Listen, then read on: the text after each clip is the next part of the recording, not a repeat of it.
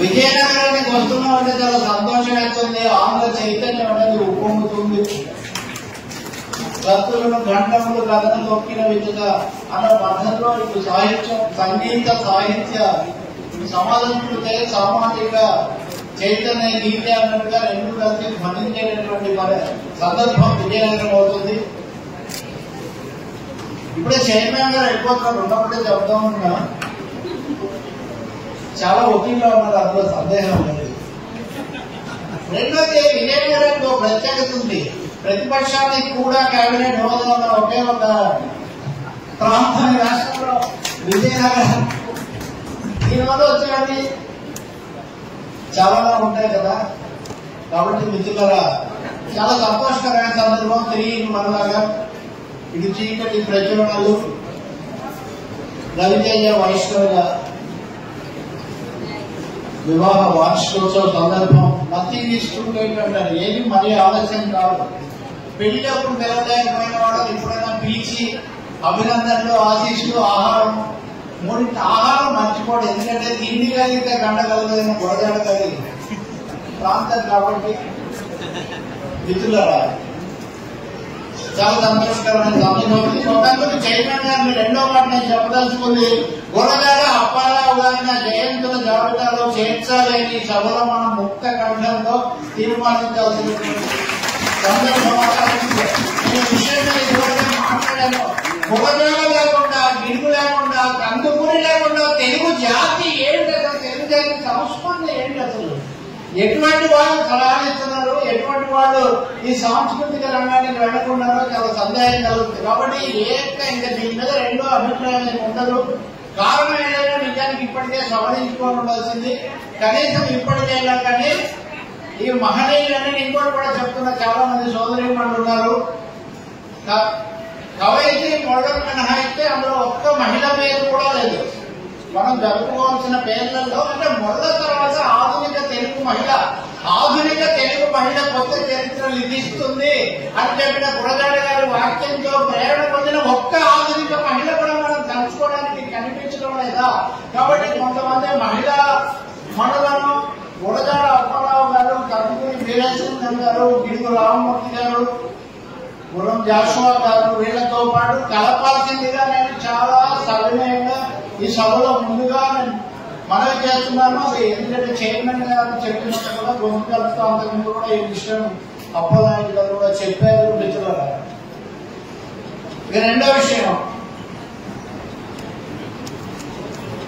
గౌరనాయుడు గారి పుస్తక ఆవిష్కరణ. మిత్రులారా తేడా తెలుగులో రాయడం, పాటలు రాయడం ఇవన్నీ మొదలైనటువంటి ప్రాంతం ఇదే. కూర్చున్నా ముత్యాల తలములు కూర్చుకొని తేలైన మాటలు, కొత్త పాతల మేలు కలయిక కొమ్మెరెక్కుడు జిమ్మల. నువ్వు మెచ్చకపోతే పోయావు. కొయ్య బొమ్మలు మెచ్చుకోవడానికి కోమలుగా సభలు ఎక్కువడా? కొయ్య బొమ్మలు మెచ్చుకునేవాడికి కోమలుగా సభలు ఎక్కడ ఎక్కుతుందో బాబు గురజాడ ఎప్పుడో ప్రశ్నించాడు. గురజాడ గారి పేరు చేర్చకపోవడానికి అటువంటి కారణాలు కూడా ఉంటాయేమో ఆలోచించవలసిందిగా. అంటే ఒక విధమైన సనాతనత్వం రాజ్యవేస్తున్న కాలంలో 150 ఏళ్ల కిందటే సనాతనత్వాన్ని ప్రశ్నించి ఆధునిక చైతన్యానికి నాంది పలికినటువంటి వాళ్ళను స్మరించుకోవడానికి ఏమన్నా రాజకీయ భావజాలం కూడా అడ్డొస్తుందన్న ఒక సందేహం కూడా నాకు స్పష్టంగా కలుగుతుంది.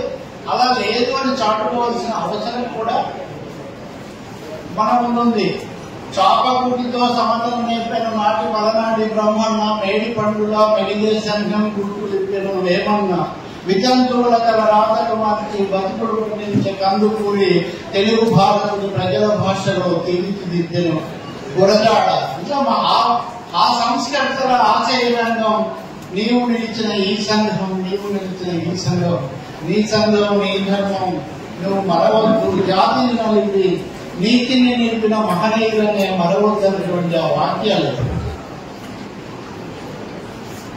అవి మనకు మార్గదర్శకం అనుకుంటే సంగీత సాహిత్య సమాలంకృతి అంటారు.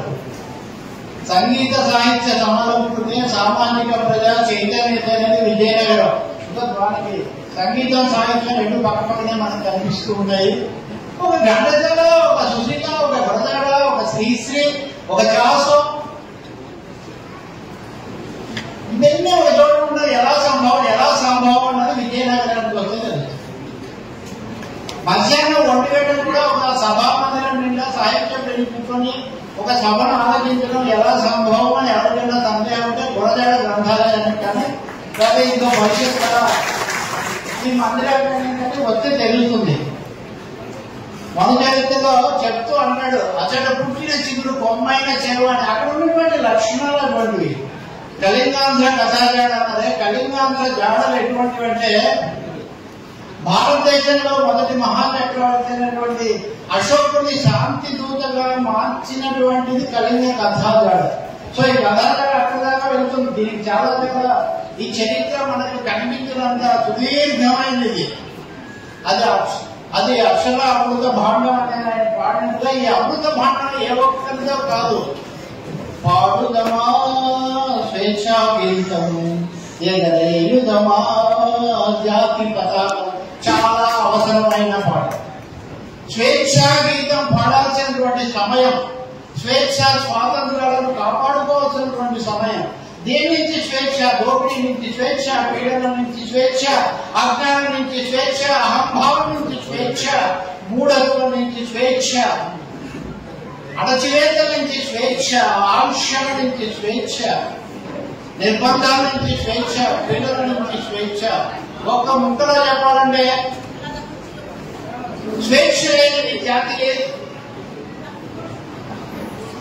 అందుకనే పాడుదమా స్వేచ్ఛా గీతం, ఎగరేయుదమా జాతి పతాకం అన్నాడు. ఆయన జాతి పతాకం అన్నాడు, మత పతాకం అనలేదు, కుల పతాకం అనలేదు, ఒక రాజకీయ పతాకం అనలేదు. జాతి మతములనే మోసపోకూడని అవన్నీ చెప్పినప్పుడు చివరికి ఏమన్నాడు? జాతం అన్నది పైకి లేచి లోకంలో రాణించును అన్నాడు గురజాడప్పారావు. అంటే సంకుచితమైన భేదాలన్నీ మనం అధిగమించి వెళ్ళినప్పుడు మిత్రులారా ఈ సందేశం అనే పాఠం మించింది లేదు.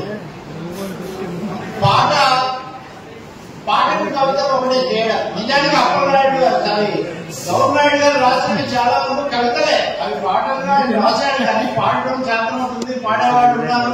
పాడించగలిగిన ఉపాధ్యాయ స్థానంలో ఉండి నిజానికి ఉపాధ్యాయులకి గొప్ప అవకాశం ఉంది. వాళ్ళు ఆగస్టు 15 వచ్చిందన్నా, స్కూల్ డే వచ్చిందన్నా, జనవరి 20 వచ్చిందన్నా పిల్లలు వెళ్ళగొడుతుంటారు. రాసేవాళ్ళు సార్ ఈసారి ఏదో రాయాలి. చాందసరైన మనిషి కాదు. అభ్యుదయ భావాలు, ప్రజాస్వామిక దృష్టి, ముందు చూపు ఉన్నటువంటి వ్యక్తి కాబట్టి ఆ అవకాశాన్ని ఆయన గొప్పగా ఉపయోగించుకొని ఈ విధమైన పాటలు రాయగలిగారు. ఎందుకంటే మనం చూస్తే గంటేడు గౌరినాయుడు అనే పేరు మనం గంటాల గాననాయుడు అని మార్చవచ్చు. గంట అంటే నిజానికి రాయలసీమలో ఇక్కడ కూడా అంటారు గంట అంటే గరిట, గంట అంటే గరిట. సో గంట కూడా ముఖ్యమే, గంటలు కూడా ముఖ్యమే. గంట లేని గంట యొక్క బాధ, గంటల యొక్క గొప్పతనం రెండూ తెలిసినటువంటి వ్యక్తి అప్పలనాయుడు. నేను గోరెడైన రాలేదు, ఆయన ఉత్తరంలో గోరెడైన పాటలు దాంట్లో నేను ఒకటి పాడా. అలచంద్ర వెంక గోరేటి వెంక చుక్కల దంక పాడుకో ఇంకా ఇది వెంకట మీద రాసింది. గవర్నమెంట్ గారిని చూస్తే కూడా అట్లాగే అనిపిస్తుంది కదా. ఆయన ముందు పాడాలని లేదు, ఇది వస్తుంది కానీ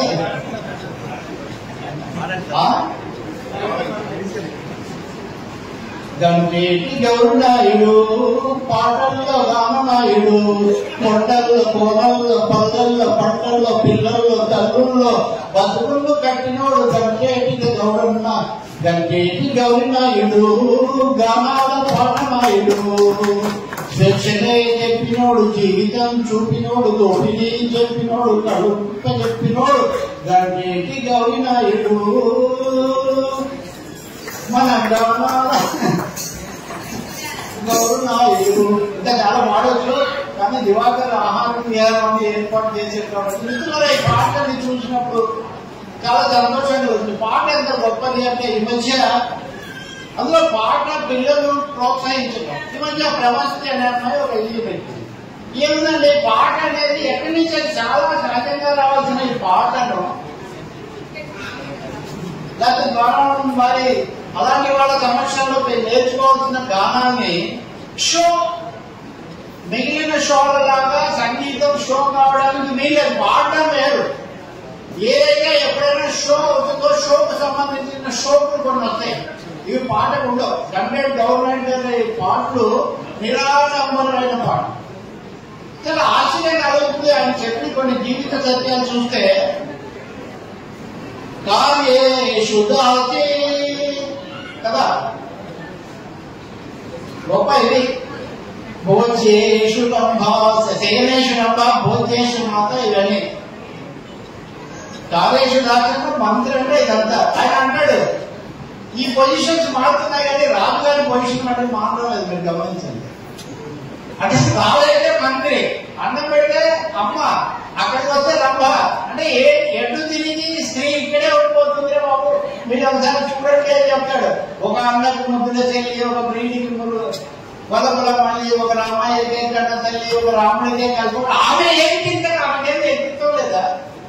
అదే ఆ ప్రశ్న ఆయన చాలా గొప్పగా వేస్తాడు. అలాగే పల్లెలో కరెంట్ వచ్చిన రోజుల్లో, కొత్త రోజుల్లో అబ్బో కరెంట్ వచ్చిందని మేము ముడిచిపోతున్నాం కానీ సాయంత్రానికి కృష్ణాయన పుట్టే గతి అవుతుందని చెప్పారు. వీటన్నిటిని చూసి సంతోషపడతారేమో, బిల్లు వస్తే గుండె గుబేరం ఉంటుంది అనే మాట